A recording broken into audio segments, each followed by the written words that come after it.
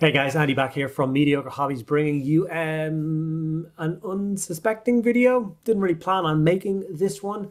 I figured the Cadian infantry video that I put out would pretty much cover the command squad, and I didn't think I needed to make a separate video for the command squad. But as I was painting them up, I got to the banner, and honestly, the banner looks a little complicated, and I thought some people might trip up on it or get nervous about painting it. So I decided to do just a small, concise video on just how I tackled painting the Cadian Banner from the new command squad. So without further ado, enjoy the video. So these are the command squad models that I was painting up, and like I said, I believe you'll be able to achieve these with just following the standard Cadian infantry video that I put out. If you haven't seen that already, I'll leave a link at the top of the screen now. You can click on that, check that out if you want. But as I was going through it, like I said in the intro, I got to this point and I figured some people may be apprehensive about starting or painting this piece. They may talk themselves out of it. So I'm going to show you the quickest and easiest way I can see of getting it painted.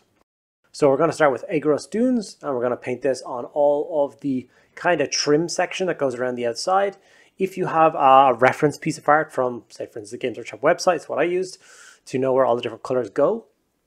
You'll know that all the different panels of the flag are basically broken up by this tan colored material. It basically matches the fatigues of the infantry, so it really helps the banner to actually fit into their color scheme really nicely. So all you need to do is follow that around and make sure you get the Agros Dunes in all the correct places. After that, we're going to go for Blood Angels Red, and the flag is basically cut into almost like eights.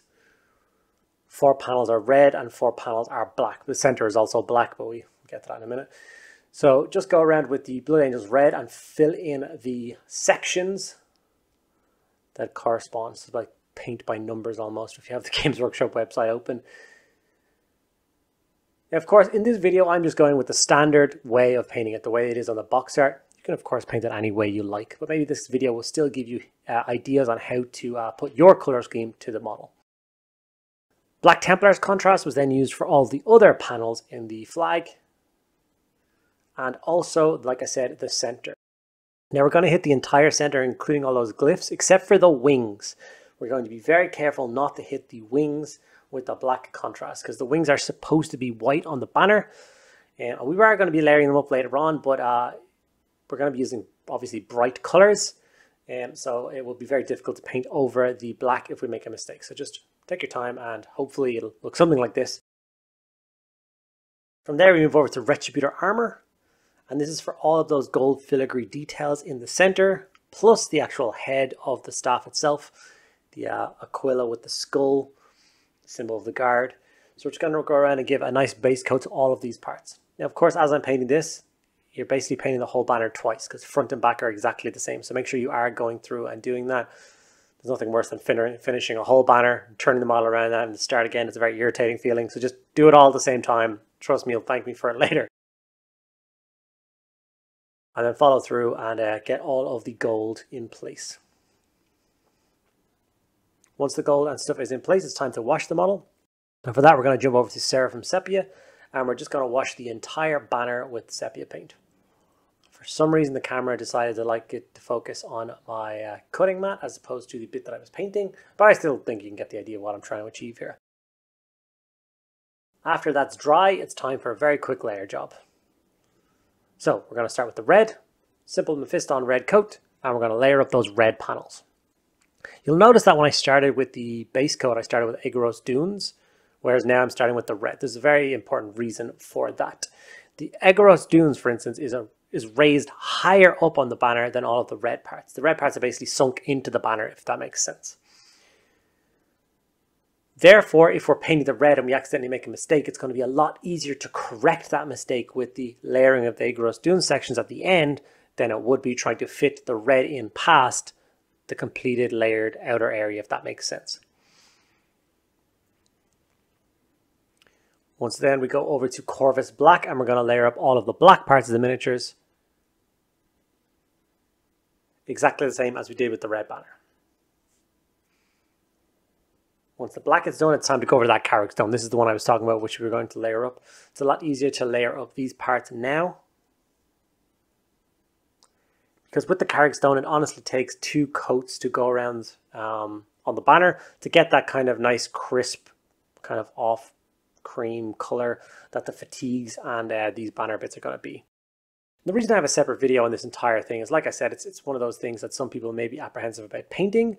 But if you've watched a bunch of my videos, you'll have heard me talk about the idea of when someone comes over and looks at your army, there are certain parts of it that they will pay attention to. The banner of a command squad is always something that people are going to focus on. So spending that extra bit of time on it really will make the difference. There's nothing worse than having a kind of a half-assed paint job on a piece, and then somebody comes across and picks it up. You're like, oh, why did he pick up that one? Not that one. No, look at this one. I put lots of time into this one. So once the Carrick stone has been layered, we should be at that stage, and then we're going to move to grey seer, and this is what I'm going to use to layer those wings.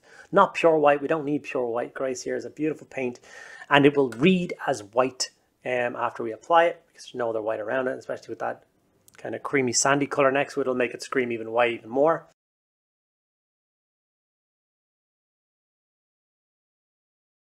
And last but by no means least, we're going to go into Iron Breaker, and we're going to layer up all of the gold bits. These are really tiny touch highlights on all of the sharp points. It takes about 10 seconds to do, if that. And it really does add a really nice depth to the metallic parts. And of course, we're going to layer up the skull, the winged skull motif thing on the top of the banner pole. And with that, we will finish up and have our completed Cadian banner. You can obviously get a marker or freehand Cadia and whatever regiment number you want on the other parts. Have a little miniature here standing next to him, so you get an idea of how he will look next to more troopers, which I really like the look of. And then here he is with the rest of his command squad, ready to be put pride of place on the tabletop. Super pleased to have this squad behind me, so I can get on and get that second infantry squad done and be ready and waiting for the rest of the Cadians to be launched. And there we have it, another thing ticked off the list for the new Cadians. That is actually a Sentinel, an infantry, an artillery, and now the command squad videos covered. So the current new Cadians are all done and finished video wise. So now I just need to wait around until they release the rest of those beautiful kits and get my grubby hands on them and start churning out more Imperial Guard content. Thank you guys so much for watching. If you enjoyed it, make sure that you like, comment, and subscribe. And if you really like what I do and want to support me even further, there's links to things like my Patreon below. Thank you guys so much for watching to the end of the video. I'll see you in the next one.